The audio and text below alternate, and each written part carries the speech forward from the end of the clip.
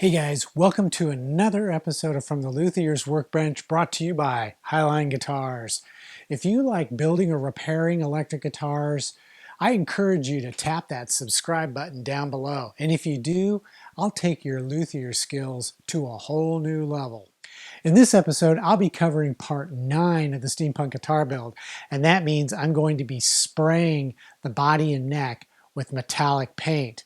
So if you'd like to go back and watch the previous 8 episodes in this series, at the end of this video I'm going to post a link to a playlist that I've created. So stay with me and let's get started. At the end of episode 8, I had slathered the body with Z-epoxy finishing resin to help enhance the durability of the surface.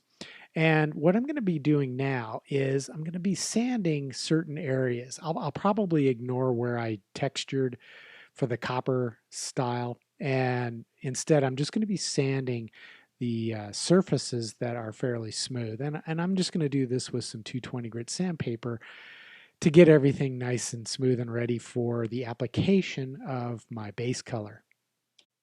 Now my plan for painting this guitar will involve leaving a couple of spots on the back bare wood. So I'm going to have to mask those off. And the way I'm going to do this is I'm going to cut some strips of frog tape, because when you cut them into narrow strips, they're easier to bend and conform to unusual shapes like the belly relief cutout and that front neck contour area.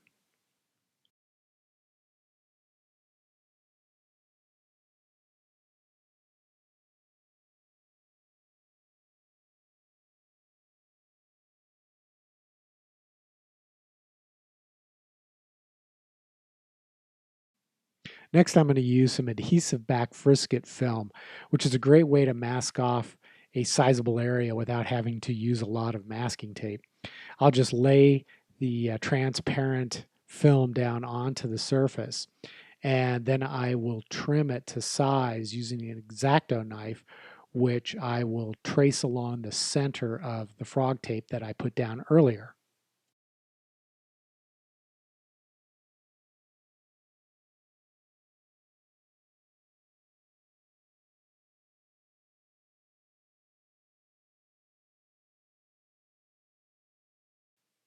The base color I'm going to use on this guitar is going to be a flat black, and I like flat black because metallic paint looks great when sprayed over the top of it.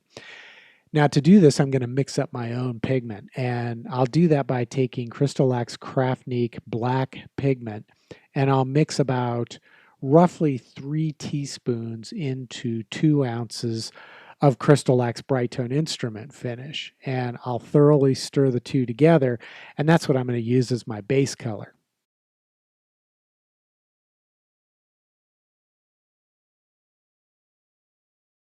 To ensure even and consistent coverage of the flat black, I'll spray probably 2, maybe 3 coats, and I'm going to apply this to the front, the sides, as well as the back of the body. And then, because I'm going to paint the neck, I'm going to spray the back of the neck shaft as well as the front and back of the headstock. After I spray the third and final coat, I'll let the guitar sit probably overnight to make sure that my base coat has thoroughly dried before I begin spraying my metallic paint.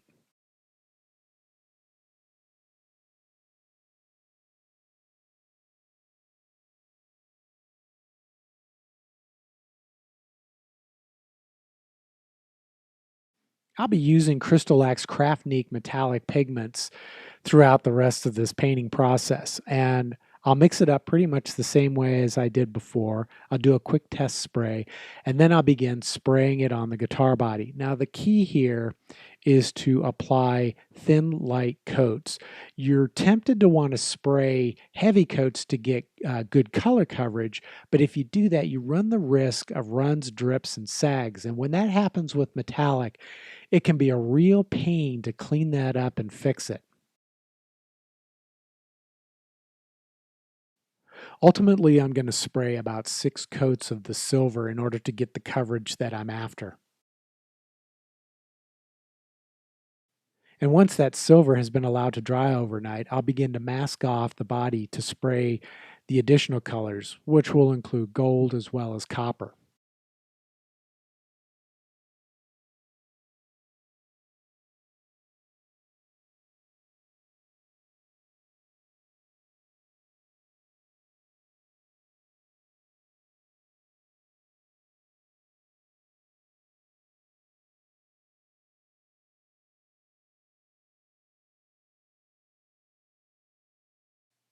Since I'm not going to be spraying as much of the gold and copper color as I did the silver, I don't have to make as much. So I'll probably just eyeball the amount that I need. And of course, I'm going to be using Bright Tone Instrument Finish as the base carrier for this. That'll act as a good binder for the color. Now, in order for these products to really perform at their best, you've got to thoroughly mix them together. As before, I'm going to be using my LVLP spray gun to spray these metallic colors. However, in all honesty, I would recommend using a good quality HVLP spray gun because they produce far less overspray, which means less metallic particles floating in the air.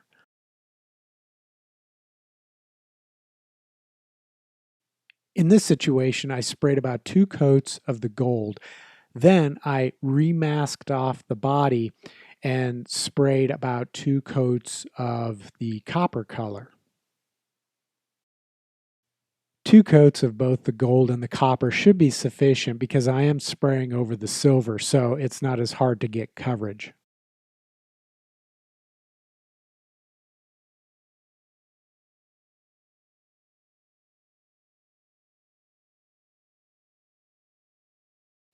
My favorite part of doing a finish like this is the reveal. When I start to remove the masking tape, you can start to see how it all comes together.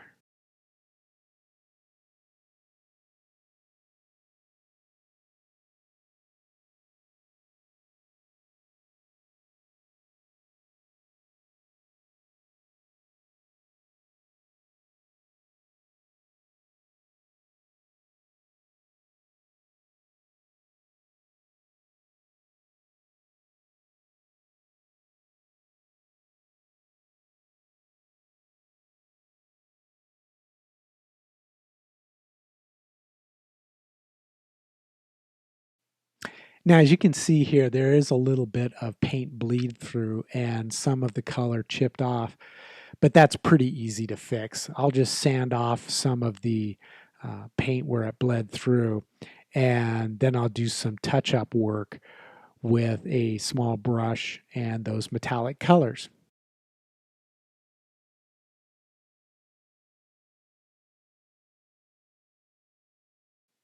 And since I'm going for sort of a steampunk vibe here, I thought it would be cool to weather and distress the appearance of that metallic paint. So I began that process by applying some thinned black acrylic into the seams that I had carved into the body.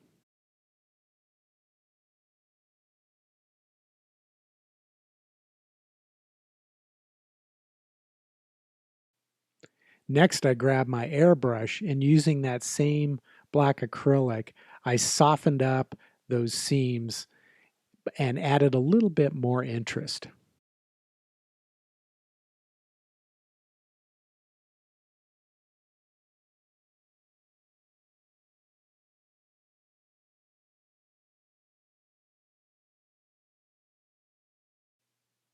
Then I started adding some streaks and stains, drips, that sort of thing with that black acrylic paint.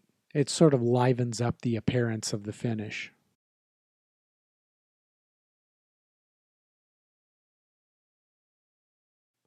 There really isn't a set plan for how I'm going to do this. It just sort of evolves as I'm spraying.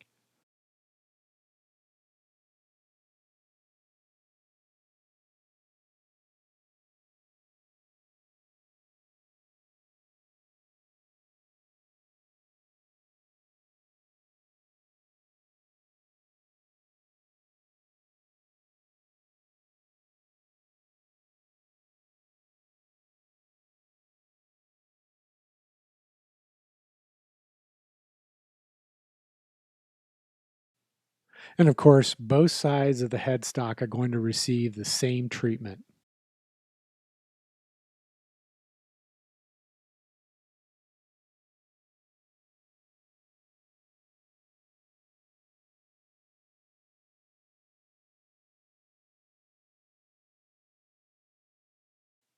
And then I thought it would be cool to add a little bit of gold over the top of the silver and copper for depth. Now, I like the way the black staining looked after I had airbrushed it, but I thought it would be kind of cool to take it a step further and distress it by kind of scuff sanding it with some 220 grit sandpaper. And as I said before, there really is no set plan for doing this. I just sort of work along and see how it turns out. And, if I mess it up, I can just sand it back and reapply the paint. Of course, the same technique is also applied to the back of the body and neck as well. And you might remember how I carved a seam in the back of the neck to separate the silver and the copper. I filled that in with some aqua coat water-based grain filler. Then I applied a coat of Crystal-Lac Bright Tone to seal the paint in place.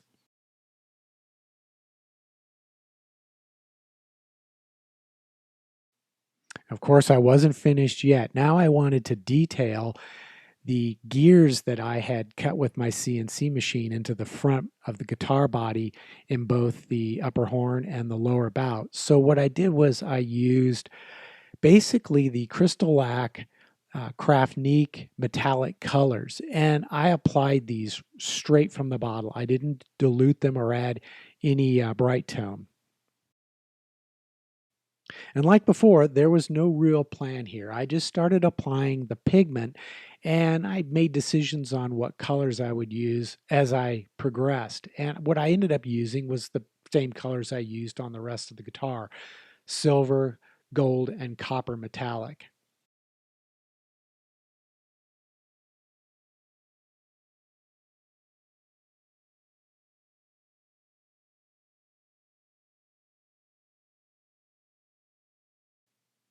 And of course, once it was finished, it all looked pretty new, and I wanted to kind of bring that distressed look to the gears itself. So what I did was I applied a wash of black acrylic paint over the top. And I would apply this and then brush off the excess and let it just sort of flow into the deep recesses. And as you can see, it helps to enhance the contrast and it gives it that weathered, distressed look. This is how the gears look before the black wash, and then this is what it looked like afterwards. As you can see, it stands out pretty nice. To protect the finish, I started out by spraying about 5 coats of Crystal-Lac's Bright Tone instrument finish in a gloss sheen. Each coat was applied 3 to 4 hours apart. And once I had finished with the 5th coat, I let it sit for a couple of days just to sort of help it kick off its cure. After allowing it to cure for about 3 or 4 days, I came back and sanded just the smooth areas of the guitar with some 400 grit sandpaper, mainly to get rid of any defects such as little dust particles and to get everything really smooth for the final application of my clear coat. Now, I didn't want a gloss finish for this guitar as the final sheen, so for the final 3 or 4 coats, I applied Crystal-Lac's Bright Tone instrument finish, but in a satin sheen.